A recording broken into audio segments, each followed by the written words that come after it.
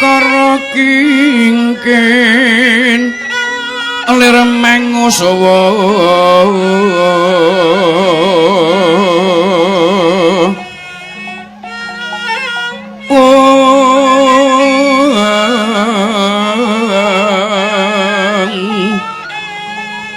wadananira layu kumel kucem mrahnyo mratani mring saliranipun melesti nyolutira kawang-wang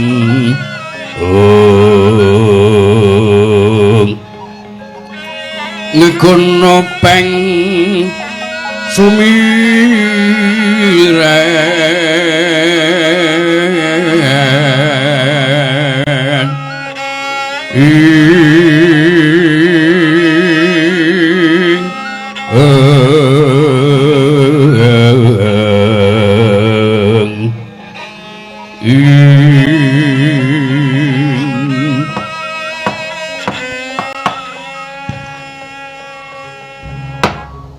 kadangipun Kakang Dimas Arya Prabu Rukma kundur sabda dalem Koko Prabu keronto-ronto rasanipun Kakang Dimas sawisipun Kakang nampa ature kongso ih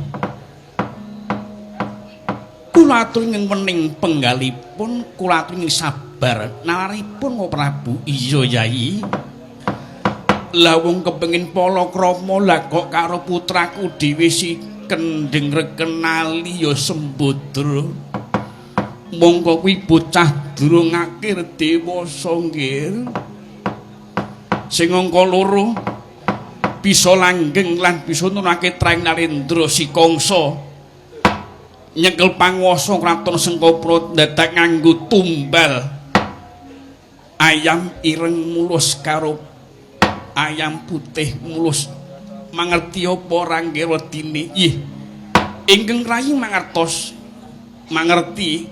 sejatosipun menika yoga kula pun Narayana kalian yoga kula pun Kakrasana iya nggih yen nganti kedadoan banjur putraku tekaning pati njur Sembadra klakon ngladeni Kangsa njur kepiye coba nggih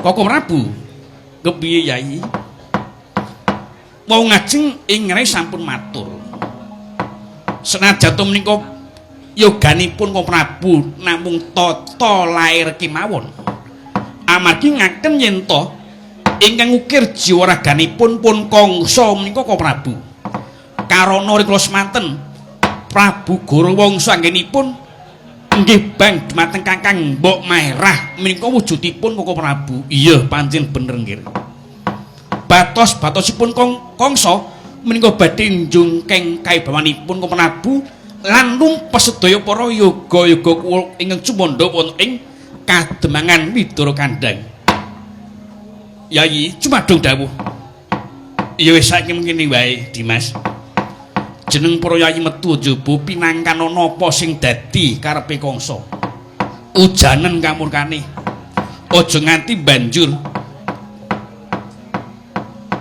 kelingan yen bakal mateni putraku si Kakrasana karo Narayana sendika ngestaken dawuh lan sakwise nguja kamurkane Kangsa ingsun mundhut jeneng para yayi lumamata ana ing demangan Widara Kandhang coba telitinen wis sepira dewasane putraku nggih ngestaken dawuh banjur sing pungkasan Dimas jagomu sapa Yai kanggo mungsuhi jagone Kangsa mboten wonten alit kalih ageng tiga namung sajuga Dimas Ugrasena oh iya Ugrasena padha dawuh Toto nggih sedika pinangkanana apa sing dadi karepe Kangsa bareng nyuwun pamit Koko Prabu sing ati-ati pate madhong dawuh sinuwun metu njaba budal napa wadyabala sing padha gantung sebo.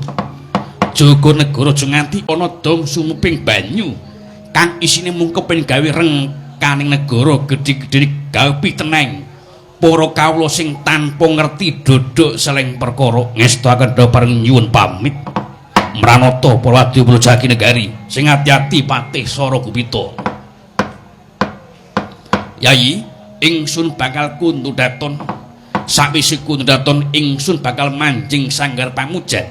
Ngengi cipta manekku ngasaning Gusti Kang ngakor jagat muga-muga bisa padhang trawangan pepeteng kang nempuh ana jagatipun Kakang. Ingre namung nderek nrajani lumaksun tansah kasembating sedya. Yayi Arya Prabu Rukma, iya. Puspana sabdanata sabda Pandhita Ratu sabda pangucap Pandhita Temratu wis ngarani. Yen Pandhita nyabda datan Wolawali Narendra ngendika rata tiyang sak negari. Pindha Tirta Kresna kang tibeng ndrancang seta tanpa lumibek mangsine. Esting manah arsa kuntudaton jeluk saking dampar tinampi gamparan gading. Kiarbek ora dibedhaya sinawang saking Mandrawa. Ketingal binayang kari Kundurira sang nata.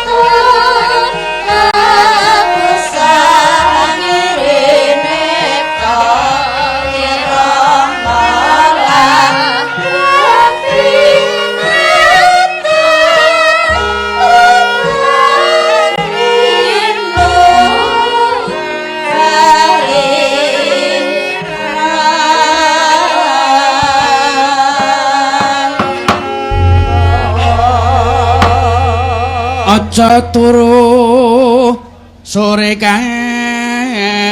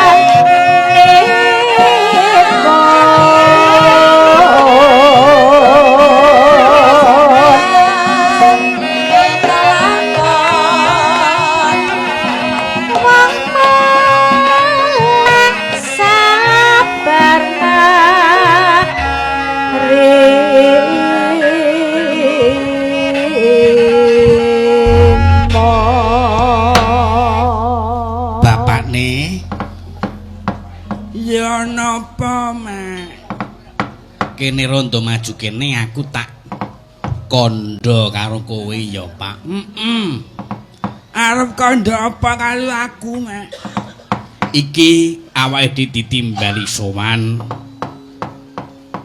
ana ngarsane penyanyi kang minulya Bapak Suwarna kang rikala semana tindak ana gubuku toyan. Ngersake supaya desa ana ing Desa Kadigunung kene, Kelurahan Hargomulya, Kecamatan Kokngapakne. Iya, Mak.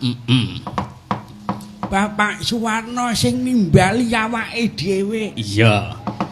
Kagungan kersa apa ya, Mak? Piye? Kagungan kersa apa bengi iki kok nimbali awake dhewe sak rombongan? Iki kagungan kersa syukuran. Oh, larak ngono. Syukuran apa, Mak? Anggone putrane Bapak Suwarna wis bisa mentas, wis bisa golek pakaryan sing pisan. Sing ping pindhone syukuran anggone putrane Bapak Suwarna kang rikala semana kecelakaan saiki wis bisa nutukake anggone ngudi marang cita-cita. Oh ya syukur amin ya Mak. Aku melu memuji muga-muga sing dijangka kelakon. Ora syukurane kagol apa? Ora. Nek syukurane kagol apa ta? Lah rikala semana nak bakal nyalon lurah. Ning gandeng syarat-syarate ora iso nyukupi banjur kepeksa ora bisa nyalon lurah, Mak. Ya pancen sing kuwasa ngersake kaya ngono kok ya Pakne senajan to kaya ngapa nggone budidaya karang sing jenenge derajat pangkat semat. Ngono. Kuwi ana ngastane Gusti Kang Hakawur Jagat sing ping pindhone Duh, kuwi ana ngarsaning Gusti Kang Hakar Jagat sing ping telune pati. Kuwi wis ngarsaning Gusti Kang Hakar Jagat makne. Oh, lah rak ngono, Mak. Ketoke wingi wis peng-pengan bentuk tim sukses barang. Lah iya. Ning gandeng kabeh wi kanan, Pakne. Iya pancen bener kok ya, Mak. Lah karang ya perdane kudu ngono, harap maklum. Lah iya. Ya senajan to ora sida nyalon lurah. Ning pancen kepengin bakal ngetokke anggone bekti karo masyarakat ing kene, Pakne. Mak iya. Wis akeh anggone natu kebecikan karo masyarakat ing kene. Bakal ngluhurake masyarakat ing Kadi Gunung kene. Iya. Apa sing sakrane kurang wangun lan kurang asri sesawangane bakal dileksanani apa sing dadi kersane pangarsaning desa kene. Iya pancen bener senajan to ora sida nyalon ning aja banjur lara atine ora. Malah bersyukur ana ngarsane Gusti Kang Hakar Jagat, Pakne. Sing jenenge derajat pangkat, Pakne. Senajan to kaya ngopo anggone budidaya pancen iku dudu pestine ngrangsang tunung gayuh luput, Makne. Kok, Mak. Sing ping pindhone judul. Senajan to mingkari mondong paribasane, ning dudu judul dape ngrangsang tunung gayuh luput. Senajan to kolang-kaling ana gunung letan samudra sing jembar, yen wis dadi judune tansah jinanding. Kok, Mak. Iya. Sing ping telu pati. Senajan to kaya ngopo keluarga nggone budidaya supaya bisa mula jati teman mulya sing jeneng nyawa nek lunga ora pamit. Ning senajan to paribasan dikepung wadyabala 5000 wadyabala sikwa gegaman yen durung pestine bisa uwal saka selaning garu, Pakne. Ya pancen bener kok ya, Mak. Iki sesuk arep pilihan lurah apa? Iya, cetha. Ya sing tak suwun muga-muga tansah ngudi marang keguyuban lan kerukunan, Mak. Senajan to beda-beda pilihane ning aja nganti kedadean cerah sing tembe mburi bakal gawe bubreng kahanan. Iya. Sing tak suwun muga-muga tansah bisa nyupekatake anggone kekadangan, Mak. Iya. Langsung dingetikake mau sore mau aja nganti kedadean padha main. Lah iya. Ora ketang sing ngomong ya tukang main mulane kuwi.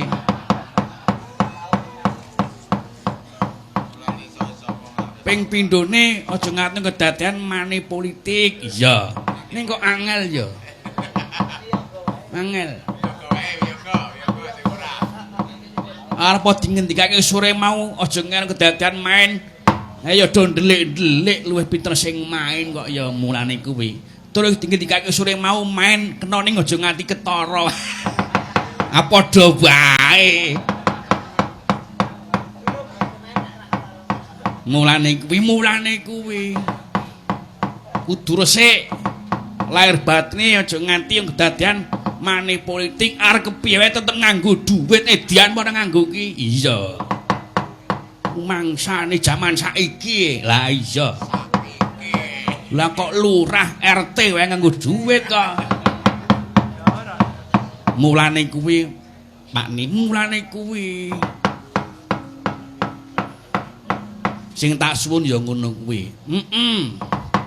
Muga-muga bisa lestari. Lah iya, sing sak suwun muga-muga Bapak Suwarno sak keluarga diparingi panjang umur. Amin. Diparingi sehat, diparingi waras. Lah iya. Lan muga-muga diparingi rejeki sing luwih akeh tinimbang wingi, Pakne. Mulane kuwi. Lan apa sing dijangka bisa kaleksanan lan apa sing dicipta bisa dumadi. Iya pancen bener kok, Mak. Iku ana pamundutan, Mak. Pamundutan apa?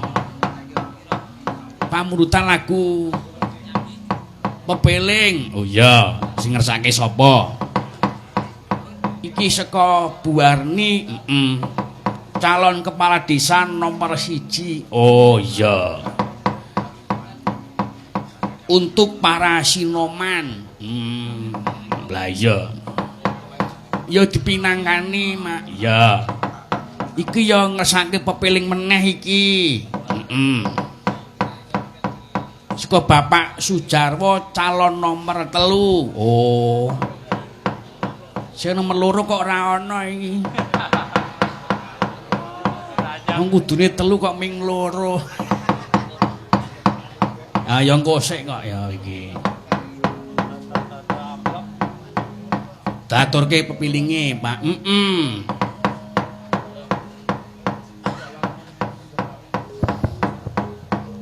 Sing bawa sapa, Pakne? Sing bawa? Ya.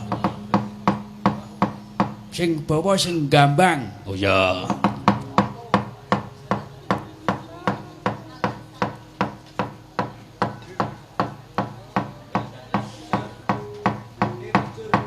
Sing gambang sapa? Mas Padi. Oh ya.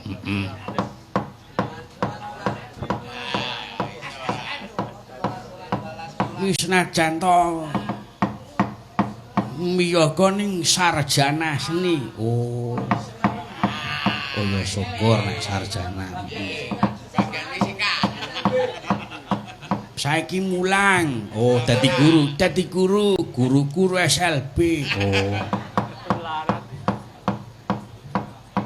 Dadi guru SLB to. Oh ya syukur. Ayo. Rukun Islam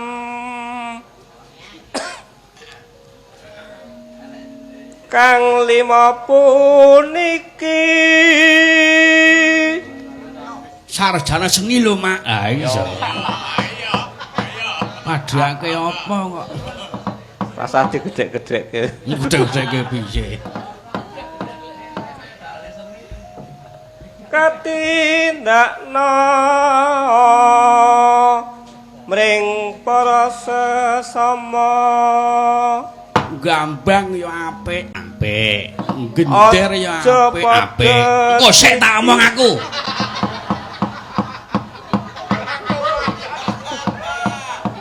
Ngrebab ya apik. Ngendang ya apik. Ning ya kuwi ngantukan.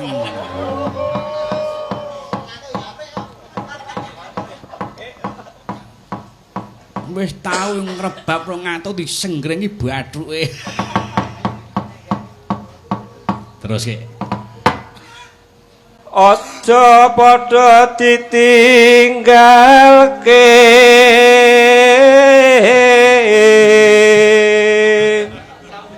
Sarjana. Lah iya.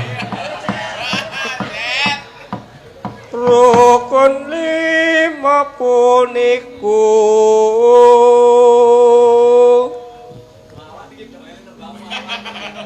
sahatate kang angka 1.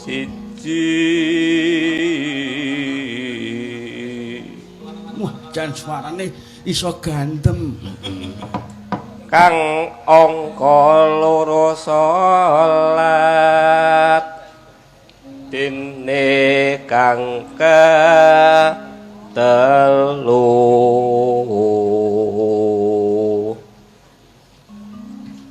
Ramadan nindake poso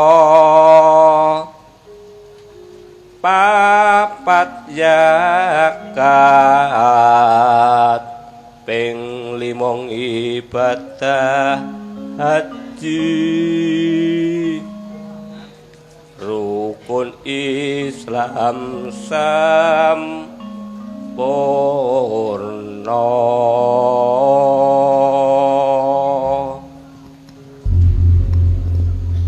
Yuk balik yuk.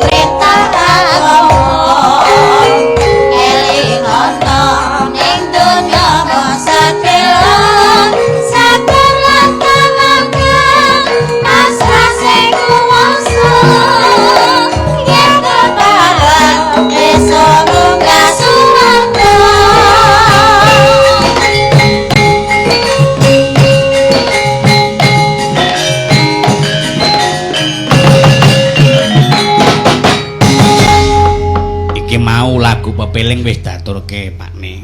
Matur nuwun, Mak. Ora aku tak takon karo kowe. Apa? Iki lah kok adegane kok ora limbuk rocange. Ayo ganti kahanan kok ya kowe iki. Iki adegane cangik karo bojone. Oh, lah rak ngono adate nganggo limbuk. Padha wae, Pakne. Wis daturke dadi marem rasane nek sing nyuwun apa sing ngresake lagu wis dipinangkani mulane kuwi. Isine apik ya mak lagu pepeling apik. Ngelingono wong urip nang donya kuwi sedhela ugemana perintahing agama ngono. Luwih-luwih wis dadi wong tuwa kuwi nepakno dadi wong tuwa. Aja tuwamu tuwa-tuwas kok ya nampas. Ana. Lah iya aku ngandani karo kowe. Wis dadi wong tuwa kok senengane kok biang-biangan mayeng-mayeng. Wis lunga-lunga ora tau sandalan.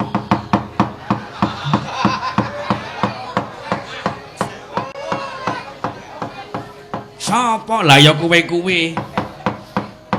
Gek ngadep tamu pirang-pirang. Monggo tamu sing luhur, para sesepuh pinesepuh aji sepuh.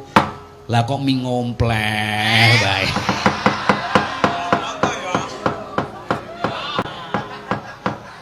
Aku ki kuwatir iki dalan kadi prapatan pripih mengalor ki talon didandani apik banget.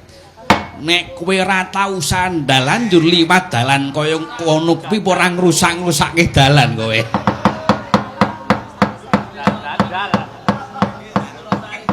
Iki sing dawuh Bapak Guru. Oh. Oh ya wis. Lah kok ngadep sesepuh sing do lenggah ana kene ngadep bupati ra sandalan kok. Wong edan ta waras. Ora sandalan bali nganggo sepatu jebul sing tak nggo ki sepatune Pak Bupati. Wong nek ora urus ora. Dadi piye sepuh ki ya sembur ya tutur ya wur-wur. Apa artine sembur, Mak? Upamane ana anak sing panas, putu sing panas. Utawa lara masuk angin lan sapirute jenenge wong tuwa sok mandi sembure. Disuwuk. Lah iya mulane kuwe. Njur tutur sok seneng paring pitutur karo putra wayah sing piguna tumraping bocah kanggo nggayuh marang cita-citaning bocah. Njur wuwur-wuwur seneng mawiti karo anak senajan kowe ora gablek bondo. Ning mawitana kepinteran sing piguna tumraping bocah. Iya, Mak. Aku ya rumangsa seneng, Pakne. Penyane Bapak Suwarno kersa nguri-uri karo budaya dhewe wis dingendikake sore mau. Bapak Suwarno ki penggemare Suwargi. Kanjeng Rama. Oh, lah rak ngono. Nganti tekan aku saiki angger mayan wong daerah Kulon Progo mesti mresani. Oh iya, tresna karo budaya ya, Mak. Ya matur nuwun ya, Mak. Nek ora awake dhewe sing nguri-uri arep sapa mulane kuwi. Lah wong sing piyai luar negeri wae sing padha kulak kawruh babagan budayane dhewe akeh banget gek wong dhewe kok padha lali kan teges minger kiblate, Mak. Mulane kuwi mergo sing jenenge budaya makar lan agama kuwi ora iso pisah. Ana paribasan seiring dan sejalan. Iya, arep kowe iki agama nyembah karo sing kuwasa ping 17 jinah. Ning yen ora makar teges ora nyambut gawe, kowe arep ngemplok apa? Ning senajan to agama lan makar yen tanpa budaya ateges ilang jati dirine. Sing jeneng budaya iki ora ngomongake wayang kulit, ora ngomongake wayang wong, ora ngomongake jatilan, ora ngomongake ketoprak lan sapiturute. sing jeneng unggah-ungguh sopan santun tata trapsila kuwi ya klebu budaya. Cocok. Arepa kowe makarya lan budaya yen tanpa agama menungso tanpa duwe pengadeg-adeg bejat morale. Sing jeneng agama ora kena padha kanggo padudon lan pasulayan, luwih-luwih nganti yen kedaden kekerasan sing kedhok agama kuwi ora apik, kabeh agama apik kok Pakne. Mak. Ya. Ki ana pamundutan iki. Apa, Mak? Kagem keluarga besar saking Dinas Pendidikan Kecamatan Kokap. Kali gesing Baglen lan warga Hargomulya. Ngersake cabe gunung. Oh iya. Saka Dinas Pendidikan Kecamatan Kokap. Iya. Aku ki ndi wiyaga saka Kokap sing dadi guru Oh. Sapa? Sing nyaron kuwi apa? Oh. Kuwi nak guru kuwi.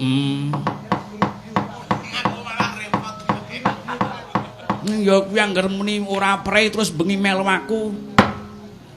Ning mulang ro turu. Ya aja kok ya. Nek ngono ana loro gurune, ana loro. Oh. Sing siji kae sing gampang kae guru sekolah luar biasa. Oh, SLB lah yo sing tak omongke mau. Sawangen nak mirip to karo wong idiot to. Karang ketularan Ya ora kowe iki. Sing siji kuwi kuwi ya dadi bapak guru. Ah iya. Ya syukur muga-muga bisa kanggo panutan marang murid-muride. Mulane kuwi yo nek iso. Ya kudu iso kok. Sindene ana papat. Oh. Sapa bae? Ora usah tak duduk wis do ngerti ya. Ya men jelas kok ya. Sing tengenku ki adikku wedok. Kekepil Wonosobo. Kuwi Kusnul. Oh iya. Lah kok kowe iso muni adimu wedok ketemu pirang perkara kowe? Lah nek bojone adikku muni kepiye? Oh, bojone adine. Adine sing endi? Sing demung kae. Oh ya syukur. Ning ya resmi.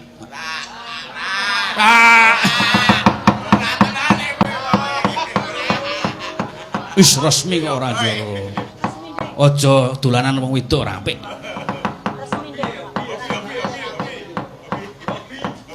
Paune seneng ya dirabeni kepiye carane. Sing kiwane sapa? Mbak Yu Prastiwi. Oh iya, ya melu sowarene. Ya syukur. Kok iso tumbak Yu pirang perkara. Lah karang biyen mantane kakangku kan muni kepiye? Oh.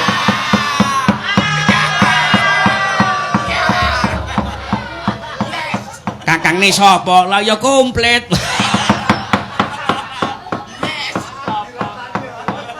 Wong diratani pemerataan. Pemerataan kepiye kowe iki? Ya syukur melu sowanene. Wah kuwi sinden kondang makne. Sing kiwane sapa? Sing kiwane ngono kuwi biangku kok. Oh. Kok iso muni biangmu? Lah nek bojone bapak kon muni kepiye? Oh ya syukur nek melu sowan rene. Berkahi karo aku. Berkahi karo kanca-kanca. Iya.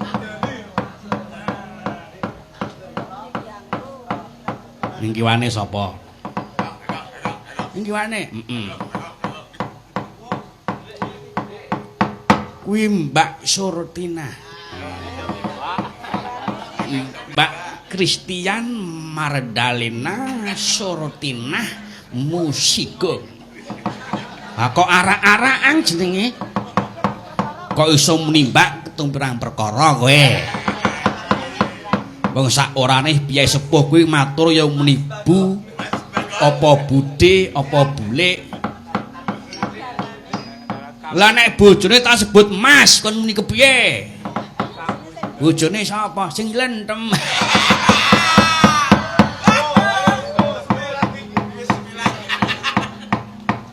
Kok ngawur wae kowe. Dudu bojone ding ming kanca nyambut gawe aja sok kaya ngono kuwi. Ming sok lagake iki sok kaya bojone ngono. Nek nang sabis yo linggo yo jejer wong loro.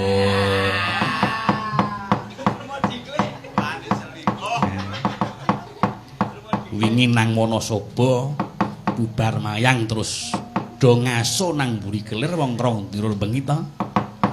Lah nang mburi kelir iki ana kursi manten. Terus dilingguhi wong loro kuwi cengil-cengil.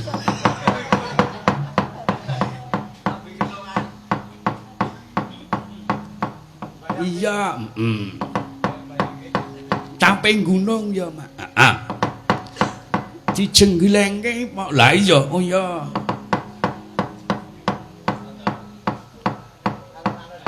Iki ana layang meneh. Sing tak rasani mau. Apa kok nomor loro ora ana iki?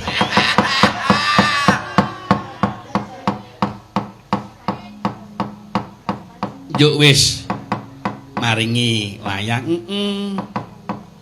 Ngersake lagu apa? Bangun desa. Oh. Saking jago kepala desa nomor 2 Pak Winarto. Komplit nggih jagone. Komplit. Oh ya syukur.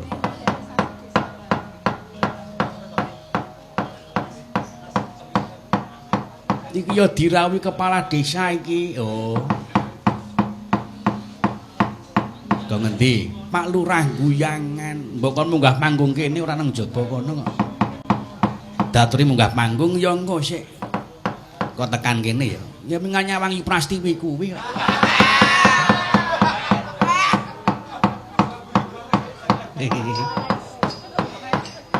Yuk. Caping gunung jenglengke. Cenul.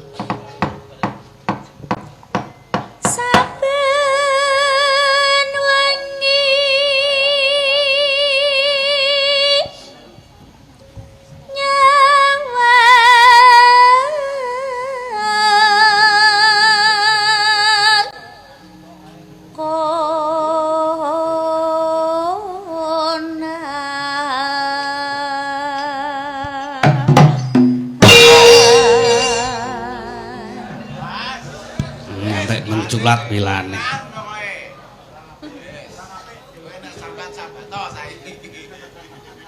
Yen memajan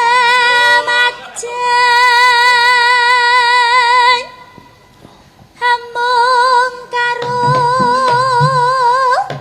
janur kuning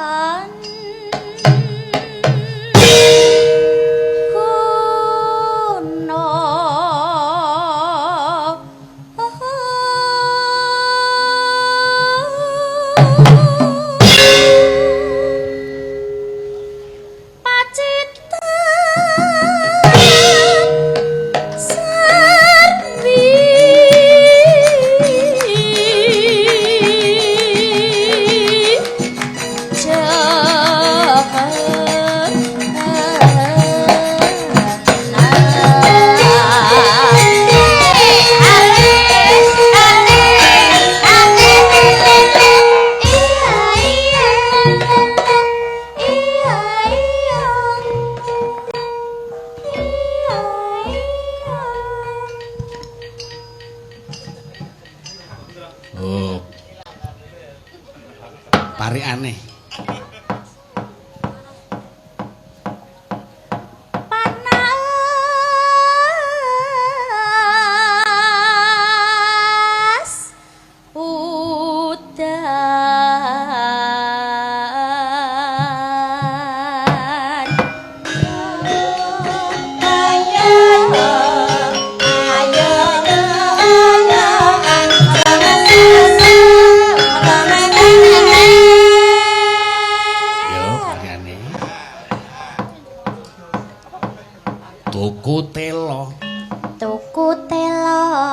karo tuku mapem karo tuku apem Bapak Suwarno sak keluarga Bapak Suwarno sak keluarga ayam tentrem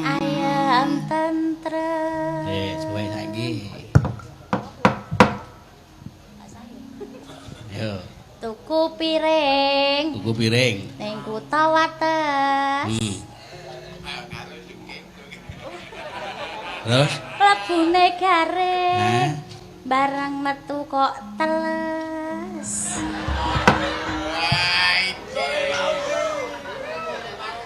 kuwi apa kowe wong wudu oh wong wudu nek metu lak nek mlebu lak mesti garing antara. burung wiso masalahe ya tenan kok coba takok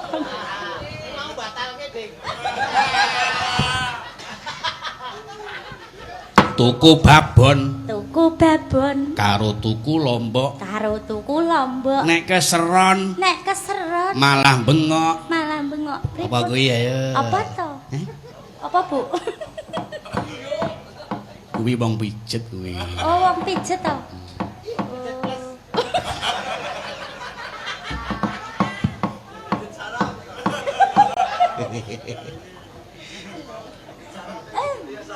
tariane yo turutke men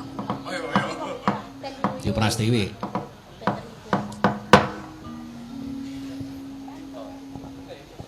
tuku sawi ning kutha Arja nang ndi ning kutha Arja oh penggemare Prastiwi tua-tua cocok termasuk Murtopo tariane mbok gentenan yo kiwane kuwi ora apa-apa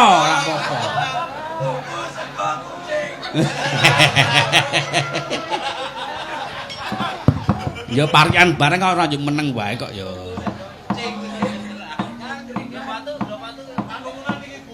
tuku gula batu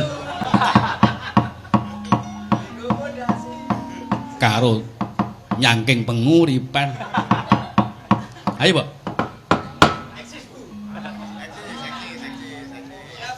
konsentrasi penuh tuku tela nang kutha Slawi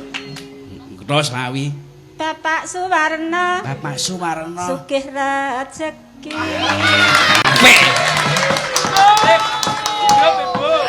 amin kuwi jenenge parian sing apik tenan ngono kuwi Pakne lah iya Mbak Sur ayo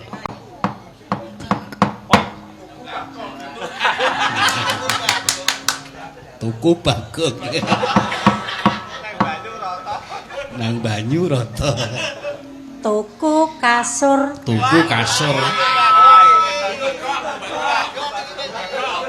neng Malioboro sindene Mbak Sur pancen wis tuwa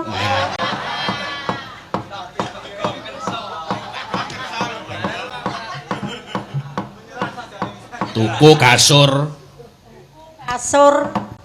karo tuku lompong sindene Mbak Sur pacare Bagong ora kuwi ming kanca oh.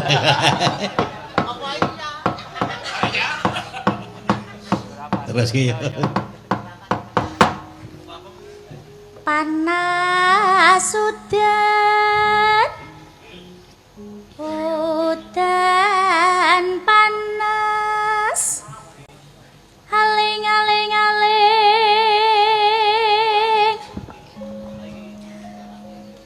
ayo capek gunung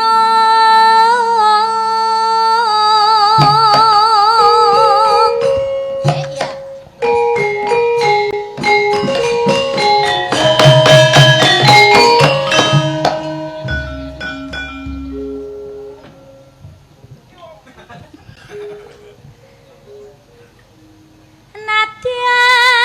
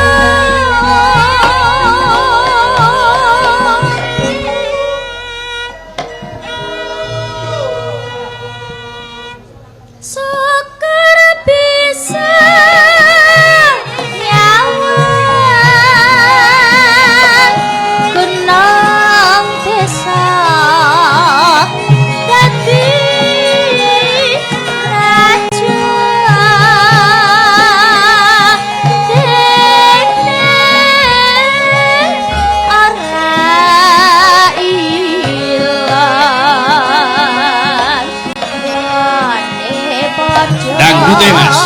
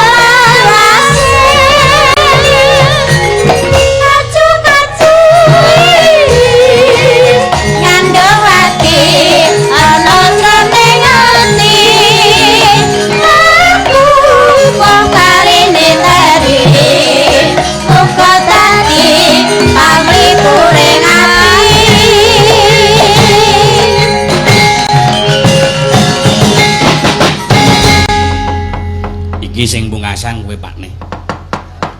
Ngaturke lagu apa? Engko banjur teruske lakon amarga pancen iki lakone dikersakake Pakne. Oh iya.